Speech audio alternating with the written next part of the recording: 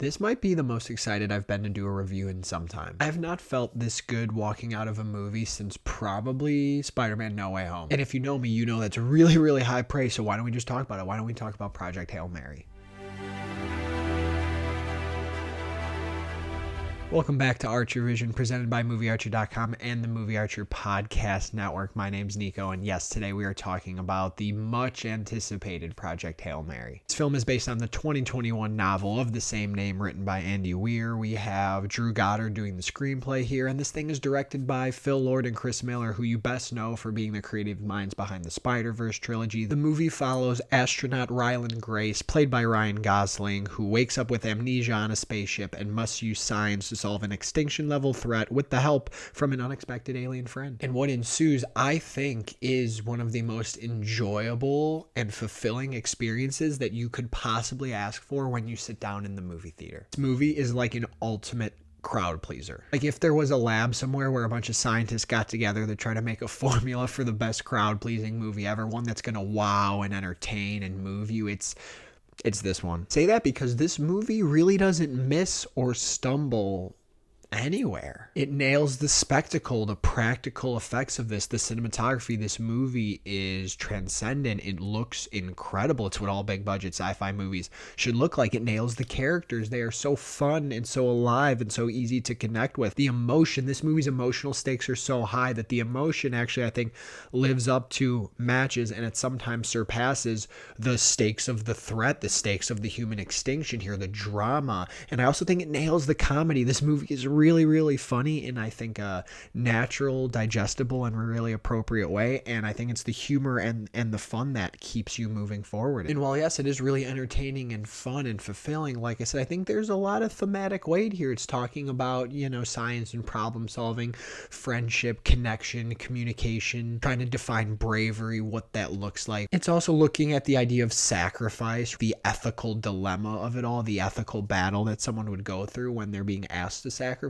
And then the idea of really like empathy and optimism too, believing in doing something that's going to help the future of all. Now, the story's not the most original thing you've ever seen. It is pretty familiar. The idea of there's something happening in space, in the atmosphere, right? The sun's dying. They need to send people up there to collect samples, fix it, and be able to do something. And when we send you up there, you're going to die. And then, of course, when our character gets up there, the whole thing is recontextualized when he meets this unexpected friend, and then the stakes go from just humanity and the earth to much larger than that, creating a new sense of responsibility, and I think creating a new sense of emotional buy-in for the audience. Some might say it's simple in its presentation, but I think that's okay. It's an easy way to get people in, and then when you have people in with a concept like this, you could do a lot with it. There could be some magic here, and to me, the magic really comes from Ryan Gosling. I think this might be the best use of Ryan Gosling in a movie ever. It feels like a role and a character that is so perfectly tailored to his strengths that everything you love about Ryan Gosling as an actor, or maybe even a person, is really on full display here. He's just such a lovable character, and the performance is awesome. He's lovable, he's frustrating, he's charismatic, he's funny, he's goofy, he's corny, he's cringy, and yet he's so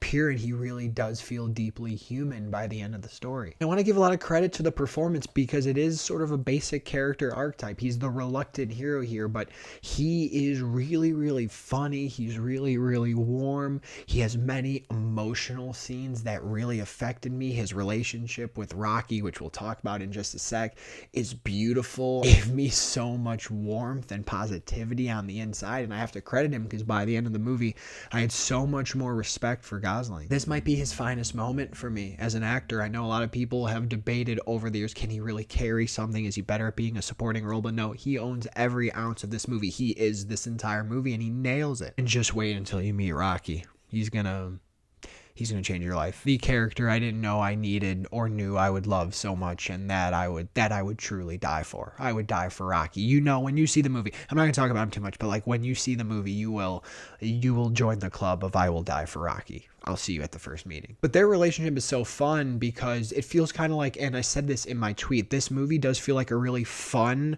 a really positive, light mix of Interstellar and Arrival. It has a similar concept and visual language and spectacle of an Interstellar, and then the idea of the humans and aliens trying to communicate and form a bond and problem solve together, that piece of Arrival. I would say it's just way more quote-unquote fun than those two movies, especially combined. The visuals, I mean, this is a sweeping, sprawling cinematic experience. In IMAX, this thing was unbelievable. The cinematography, the practical effects and sets with little VFX worked in. I mean, the colors when they're in like these star belts and when they're traveling in space. I mean, it's really insane. Several scenes where your jaw is going to be on the floor. I mean, it's shot by Greg Fraser, so you know automatically you're going to have some of the best cinematography you've ever seen. Ever. But the sneaky MVP of this movie, the most valuable player of this movie, is Daniel Pemberton's score. Music is really, really warm. It's really, really fun. There's a lot of emotion to it. There's a lot of energy to it. The other thing I feel like is it does feel very scientific. It feels like when you're in a lab and there's discovery happening, it has a little bit of whimsy too. It's like this fun, fantastical space discovery music. Can't wait to be mad when it's not nominated at the Oscars a year from now. Real quick, want to talk about Sandra Hüller, because I said some of the other characters in cast are fun. Her performance is really, really solid in here, coming off that Oscar nomination for Anatomy of a Fall. Very dry character, very direct character. She has great delivery in this movie, but I think my favorite thing about her is she is a very complex figure playing someone who is responsible for this project that's trying to save the world. It's very desperate. There's a desperation to her that's really palpable, and watching her kind of navigate these people and realizing that these people are going to have to sacrifice themselves, and like the weight it has on her as well, I thought was really interesting. It also has maybe the scene of the movie, or one of the scenes of the movie, that I think a lot of people are going to love when it comes out. I think it's a scene that might be misunderstood, and it might actually be laughed at by a lot of people, but the implications and what's actually happening in the scene are profound. It involves her singing a song by a very popular artist, and I found the moment utterly beautiful, and the song picked is very fitting for the movie. And then the ending, I think the ending is utterly fulfilling, and an ending you're going to absolutely love. I would be shocked. You may not love it. You may not love this movie, but it would be very hard for me to see people walking out of this movie saying they didn't like it, even just a little bit. I'm giving this movie a very strong 9 out of 10. I'm trying to fight some of the hyperbole. A lot of the early praise is, like generational peak, and I think it's pretty close to that. I want another viewing to be able to fully prove that to myself, but I did tell you, in terms of feeling good, this was the best I felt walking out of a movie since No Way Home. Now, No Way Home is one of my favorite movies ever, but the thing about No Way Home is I felt so good. I felt so positive, fulfilled, happy, right? The same thing with this. I walked out of this movie expecting to like it, but I walked out of it feeling so positive, so warm, and really optimistic. And I just wanted to take everyone to see it, and I wanted to tell everyone about it. And I think that matters. I think if you go into this movie and allow yourself to feel, don't get caught up with the science or the story or like having everything make sense. If you could just go in and let yourself feel and let the movie hit you, I think you're going to be very, very happy. I really hope it does well. I hope a lot of people see it. I do. When you see it, please let me know in the comments what you thought about Project Hail Mary. Love it, hate it, or somewhere in between. Please let me know. And make sure you're following everything going on at moviearcher.com and the Movie Archer Podcast Network. Have fun with Rocky, and I'll see you next time.